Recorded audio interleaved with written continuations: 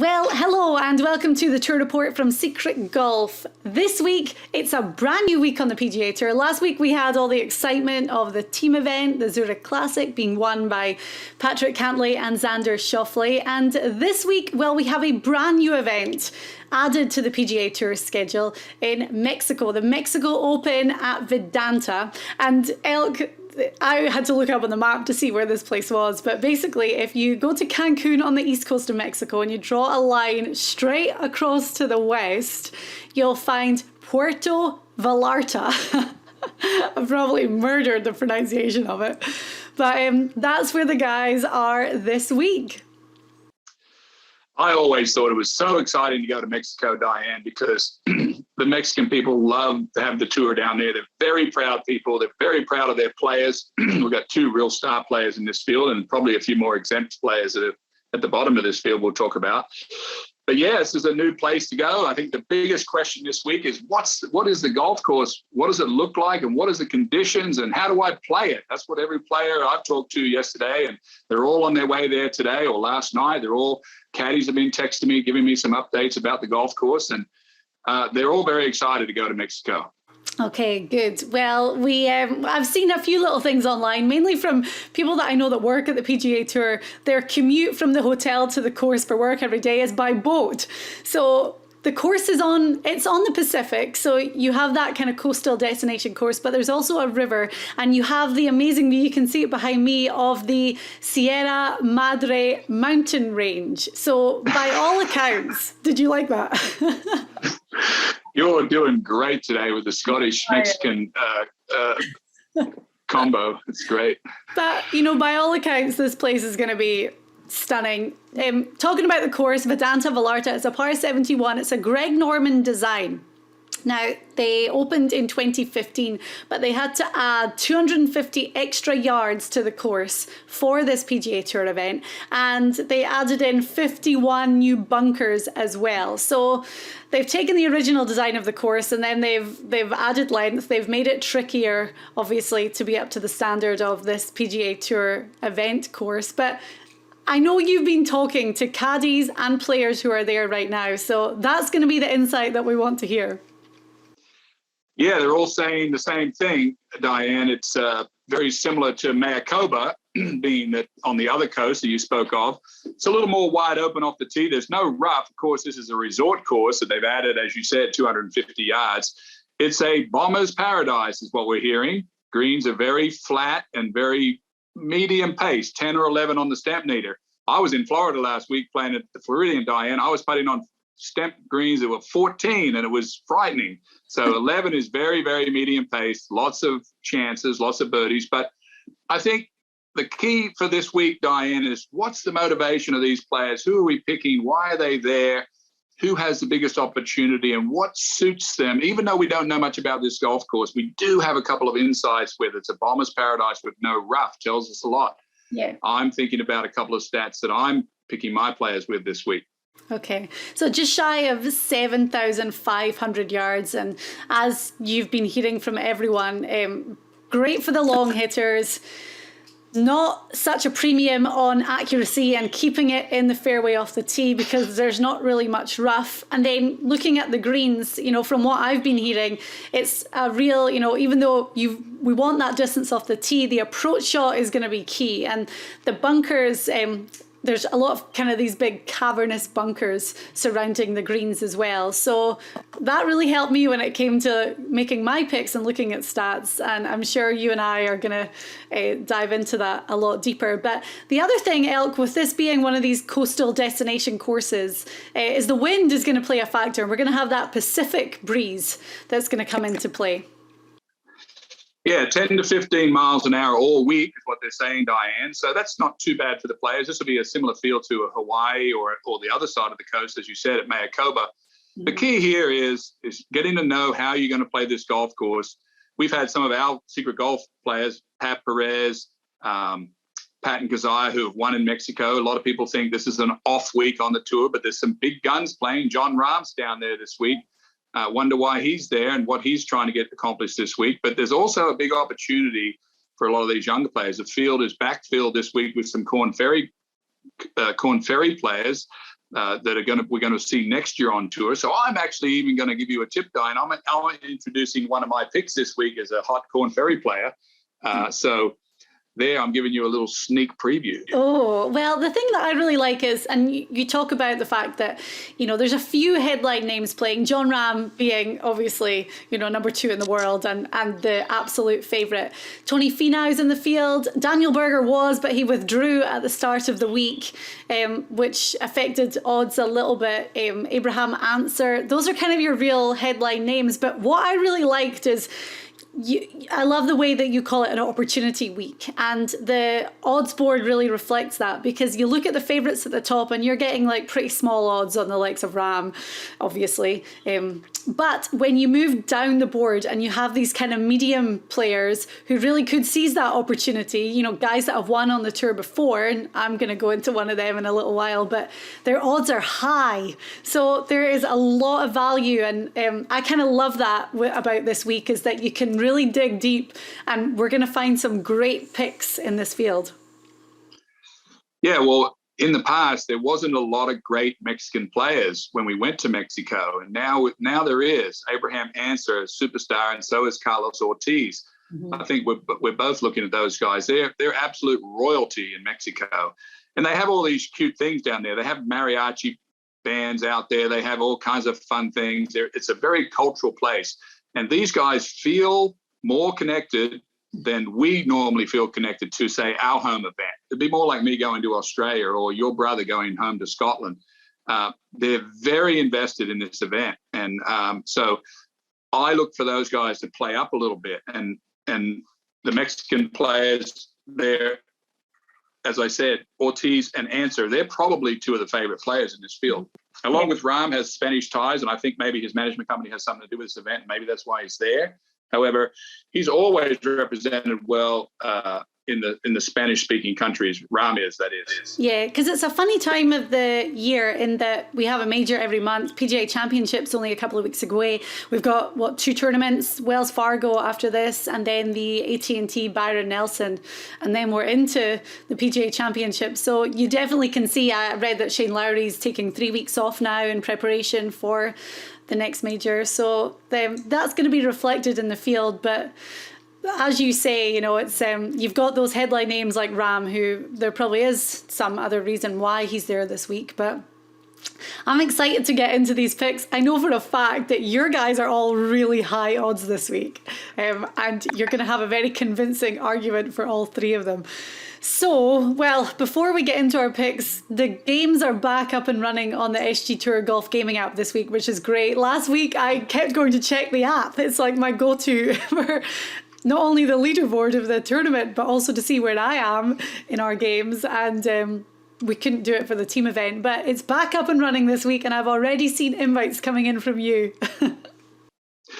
Yeah, and this week, Diane, when the players get down to Mexico, they're going to see a golf course that has no rough, and they've been on a pretty tight stretch here. When they play through Florida, Bay Hill, Honda, TPC, they're all really difficult courses, and it's going to be a bit of a breather for them where they can feel like they can swing away a little bit here and maybe not hit every fairway and try to make some birdies. I remember going through the tour and then getting to an easier course, meaning that there wasn't any rough. I didn't have to think too much. I didn't have to grind too much off the tee. I can just hit a good one. So it's very hard to handicap. However, I think I've handicapped it really well. There's no mistake about what I'm taking, Diane. I'm taking length off the tee, and I'm taking putters. Okay. We've seen Perez, Kazaya, these guys that aren't long hitters, they've won with the putter. I'm taking length and putting this week. Okay. Well, I've definitely looked at distance off the tee for sure. Putting always in the back of my mind, but I'm really looking at that approach shot this week and guys that are great with their irons. So I think I've found a few as well. Right, so we're each going to give our picks for the Mexico Open at Vidanta this week, and we'll have an outright favourite, a one to watch, and then a dark horse. And the great thing about, you said it at the start, about the dark horses is we have a lot of guys that predominantly play, Corn Ferry Tour. I know there's some guys that play the Latin American Tour, and some really good sponsors exemptions and invites this week. So when it comes to that D flight on the SG Tour Golf Gaming app and the guys that are kind of down the bottom that have higher odds, it's really exciting to learn about them and to make some good picks. So that's what I've done. I know you've got one as well. But Elk, let's start with your outright favourite, because I know you're dying to get this one out. Well, I said it earlier. I said, Mexican players in Mexico, Diane, are royalty. And look, when all of our contributors on Secret Golf, we have some 30 guys and girls that contribute to Secret Golf content. I always ask, who's the next best player that you've seen out there? And about 2 years ago, about 4 or 5 of them all pointed to the same guy. They said that this guy will be the next best player.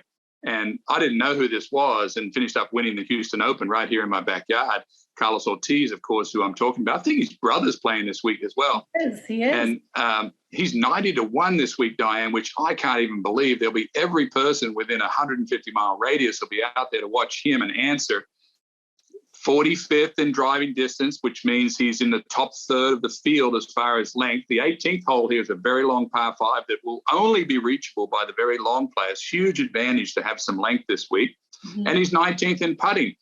He hasn't been playing that great, but I looked at the FedEx Cup and he's 69th in the FedEx. So he's won tons of money and he's set for next year.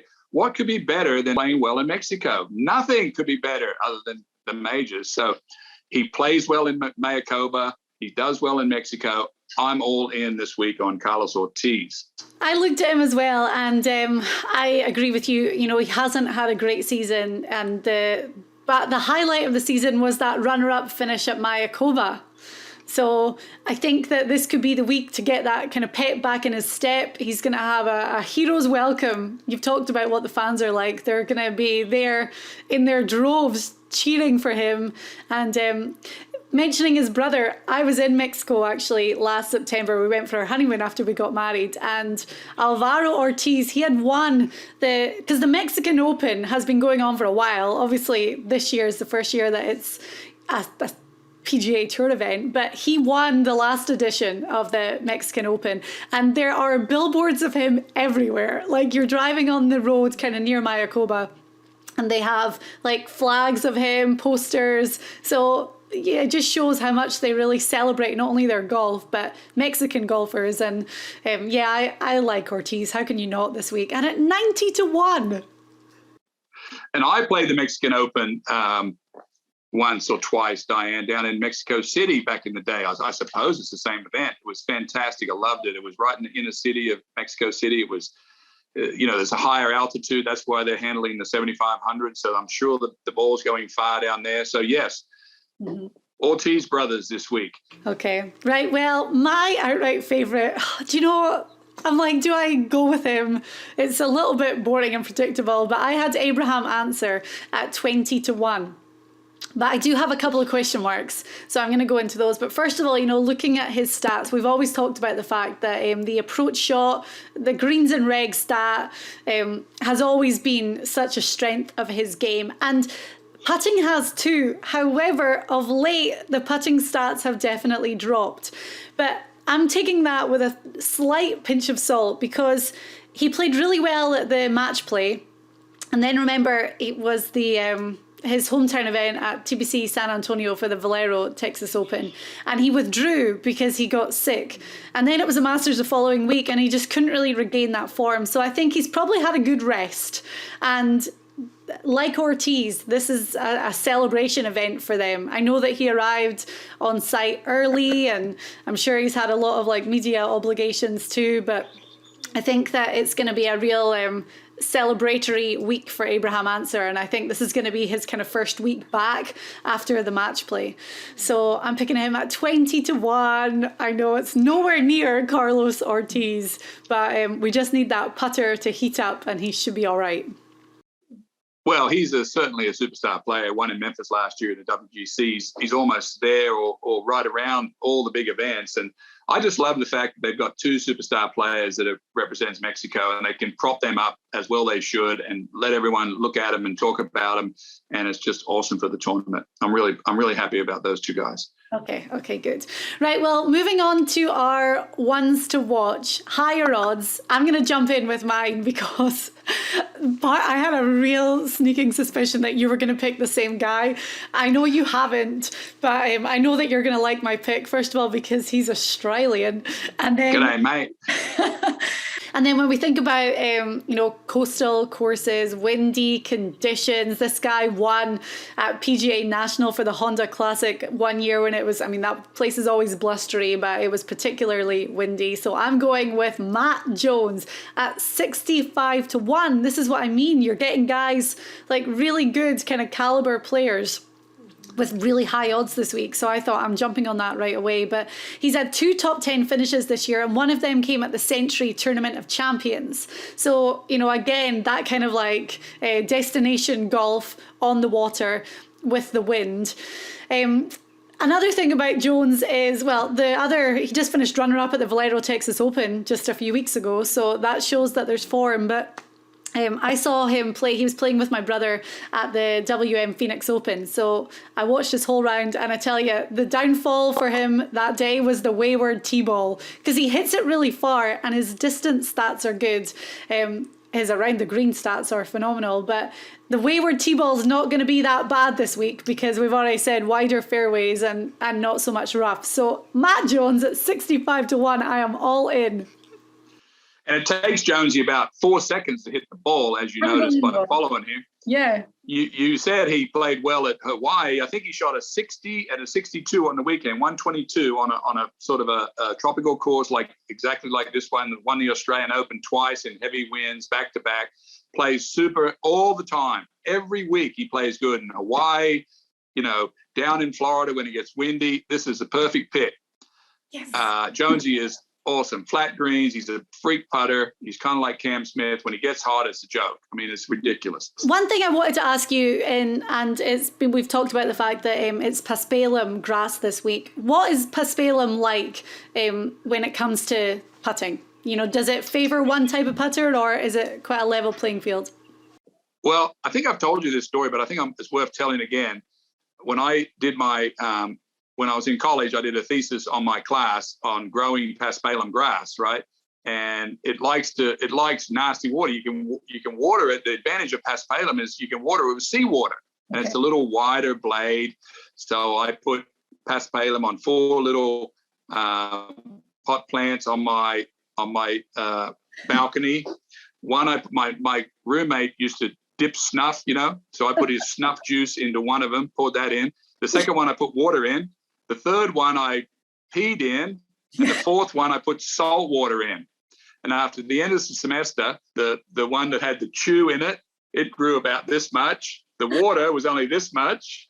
Urination the grass was this long, and then the one with salt water was over the balcony, halfway down, almost to the sidewalk. So wow. It's an unusual. It's a great grass because it flourishes in salty water, brackish water. It's the greatest thing ever invented for coastal courses. A little bit wider blade. They don't get the speed that they do on bent grass. Bent grass is a thinner blade, so there's less resistance for the ball, but it's beautiful to play off. It's like toys. Your ball sits up. It's great. Okay. Anyway. That was a brilliant story. back to business. I'm on 100 to 1 guy this week, Diane. This guy sits at 109th in the FedEx Cup. So I always look for people that are motivated to see. All these guys, they don't talk about money anymore. We used to when I was on tour. You would say, hey, how'd you do last week? And I'd say, oh, great. I won 30 grand, I'm going to get a new car. But now they always talk about points. Mm-hmm. And this guy is 109th in points. So this would be the perfect week. He's 3rd in driving distance on the tour and 71st in putting. 71st doesn't sound too much, but in my world, I believe that that puts him inside the cut. He putts better than half the field. Okay. I'm looking at 100 to 1 Wyndham Clark this week, Diane, to play well. And I'm mainly picking him because he's 3rd in driving distance. When I look at Cameron Champ, who's number 1 in driving distance, and Wyndham Clark absolutely smashes it off the tee, can be way down there. Maybe this is the week for him to jump into the big points. 100 to 1 as well. That's amazing.